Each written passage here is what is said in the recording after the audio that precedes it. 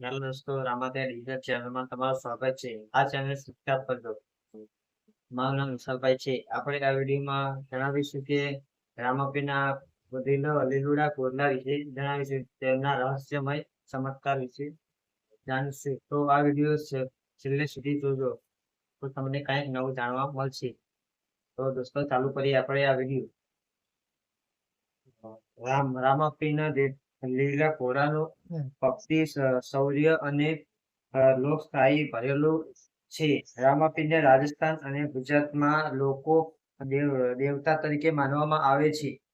તેમના જીવન સાથે જોડાયેલી અનેક લોકકથાઓમાં લીલુડા કોરલે વિશેષ મહત્વ છે. ભક્તો માને છે કે રામાપીર પોતાના લીલા ઘોડલા પર સવાર થઈને ગરીબો, દુખિયારો અને ભક્તોની મદદ કરવા દોડતા હતા. આ કારણે લીલો ઘોડો માત્ર એક વાહન નહીં, પરંતુ શ્રદ્ધા, વિશ્વાસ અને ચમત્કારનું પ્રતીક બની ગયો છે. લીલા ઘોડાનું નામ સાંભળતા જ ભક્તોના હૃદયમાં અદ્ભુત ભક્તિનો ભાવ જન્મે છે. લોકગીતોમાં કહેવામાં આવ્યું છે કે રામાપીરનો ઘોડો પવનથી પણ ઝડપી દોડતો હતો. ક્યાંક કોઈ ભક્ત મુશ્કેલીમાં હોય તો ત્યાં રામાપીરનો પોતાના ઘોડા સાથે પળવારમાં પહોંચી જતા.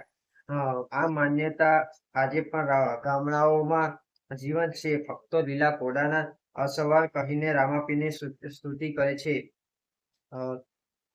લીલા રંગનું પણ ખાસ આધ્યાત્મિક મહત્વ છે. લીલો રંગ શાંતિ, સમૃદ્ધિ, હરિયાળી અને જીવનનું પ્રતીક માનવામાં આવે છે. રામાપીરનો લીલો ઘોડો એ સંદેશ આપે છે કે જીવનમાં દયા, કરુણા અને સત્યનું મહત્વ સૌથી મોટું છે. ભક્તો માને છે કે જે વ્યક્તિ સાચા હૃદયથી રામાપીરને યાદ કરે છે, તેના જીવનમાં સુખ, શાંતિ, સમૃદ્ધિ આવે છે. ગુજરાત અને રાજસ્થાનમાં રામાપીરના મંદિરોમાં ઘોડાની મૂર્તિઓ જોવા મળે છે. ઘણા ભક્તો પોતાની મનોકામના પૂર્ણ થાય ત્યારે માટીના કે લાકડાના ઘોડા ચડાવે છે. આ પરંપરા વર્ષોથી ચાલી આવે છે. ખાસ કરીને ગામડાઓમાં લોકો ઘોડા ચડાવો માનતા રાખે છે. તેઓ માને છે કે રામાપીરના પોતાના લીલા ઘોડા પર આવી તેમની ઈચ્છા પૂર્ણ કરે છે. લોક સાહિત્યમાં પણ લીલા ઘોડાનું વિશેષ સ્થાન છે. અનેક ભજન, દુહા અને લોક ગીતોમાં તેનો ઉલ્લેખ થાય છે. ભક્તો ભજન ગાય છે, લીલા ઘોડે અસવાર રામાપીર મારા આવજો. આવા ભજનોમાં ભક્તિનો અદ્ભુત ભાવ જોવા મળે છે. જ્યારે મેળાઓમાં આ ભજનો ગવાય છે, ત્યારે આખું વાતાવરણ ભક્તિમય બની જાય છે. રામદેવ પીર મંદિર ખાતે દર વર્ષે ભવ્ય મેળો ભરાય છે. અહીં લાખો ભક્તો દેશભરમાંથી આવે છે. તેઓ રામાપીરના દર્શન સાથે લીલા ઘોડાને પણ વંદના કરે છે. ભક્તો ધ્વજ લઈને પણ પગપાળા યાત્રા કરે છે અને રામાપીરના નાદથી સમગ્ર વિસ્તાર ગુંજી ઉઠે છે. લીલા ઘોડા સાથે જણાવેલી ઘણી ચમત્કારી કથાઓ લોકપ્રિય કહેવામાં આવે છે કે એક વખત એક ગરીબ ભક્ત મુશ્કેલીમાં હતો. તેણે રામાપીરને આકળ કરી ત્યારે રામાપીર પોતાના લીલા ઘોડા પર આવી તેને મદદ કરી.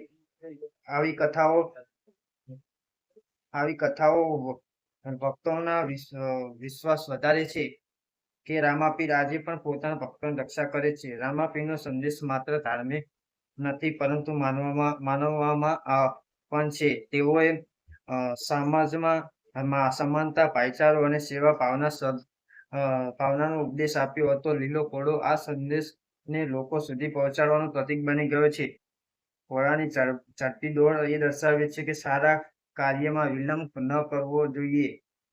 આજના સમયમાં પણ રામાપીર પ્રત્યે લોકોની આસ્થા અતૂટ છે. શહેર હોય કે ગામ, દરેક જગ્યાએ તેમના ભક્તો જોવા મળે છે. લોકો પોતાના વાહનો ઉપર લીલા ઘોડા સ્ટીકર લગાવે છે, ઘરમાં તસવીરો રાખે છે અને ભજન ગાય છે. આ બધું દર્શાવે છે કે રામાપીર અને તેમનો લીલો ઘોડો લોકોના જીવનનો મહત્વપૂર્ણ ભાગ બની ગયા છે. અંતમાં કહી શકાય કે રામાપીરનો લીલો ઘોડો માત્ર એક લોકકથા નથી, પરંતુ ભક્તિ, વિશ્વાસ અને માનવતાનું જીવન પ્રતીક છે. તે ભક્તોને સદાચાર, સેવા અને સત્યના માર્ગે ચાલવાનો પ્રેરણા આપે છે. રામાપીરના લીલા ઘોડાની ગાથા આજે પણ લોકોના દિલમાં જીવંત છે. અને આવનારી પેઢીઓ પણ ભક્તિ અને માનવતાનો સંદેશ આપી રહે છે.